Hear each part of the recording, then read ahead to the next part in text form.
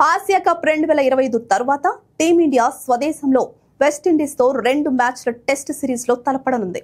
ఈ red ball cricket series October 2 నుంచి 16 వరకు జరగనుంది. వెంటనే October 19 Bharat India white ball series ప్రారంభం కానుంది. దీంతో రాబోయే 2 నెలల పాటు భారత జట్టు వరుస సిరీస్లతో బిజీగా గడపనుంది. వెస్టిండీస్ తో టెస్ట్ సిరీస్ కు మరో 10 రోజుల్లో ప్రకటించే అవకాశం ఉంది. అయితే ఈ సిరీస్ లోని తొలి టెస్ట్ కు team India regular captain Shubman Gill కు దూరమయ్యే అవకాశం ఉంది. గిల్ ప్రస్తుతం ఆసియా కప్ టోర్నీలో బిజీగా ఉన్నాడు. గ్రూప్ ఏలో ఉన్న భారత్ ఫైనల్ కు చేరడం దాదాపు ఖాయమని చెప్పాలి. ఈ టోర్నీ ఫైనల్ సెప్టెంబర్ 28న జరగనుంది. ఆ తర్వాత 3 రోజుల్లో అంటే అక్టోబర్ 2 నుంచి వెస్టిండీస్ తో తొలి టెస్ట్ మొదలు కానుంది. దీంతో మొదటి టెస్ట్ కు సెలెక్టర్లు గిల్ కు విశ్రాంతి ఇచ్చే ఛాన్స్ ఉంది.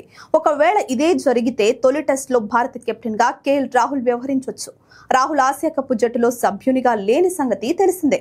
ఇక middle order batter Shreyas Iyer తిరిగి భారత టెస్టు జట్టులోకి రానున్నట్లు పలు రిపోర్టులు పేర్కొంటున్నాయి. ఈ కారణంతోనే అతడిని ఆసీస్ ఏతో సిరీస్ కు భారత ఏ జట్టు కెప్టెన్ గా అయ్యర్ ను సెలెక్టర్లు ఎంపిక చేశారు. శ్రేయస్ కు భారత టెస్టు జట్టులో చోటు దక్కితే మరోసారి సర్ఫరాజ్ ఖాన్ పై వేటుపడే అవకాశం ఉంది.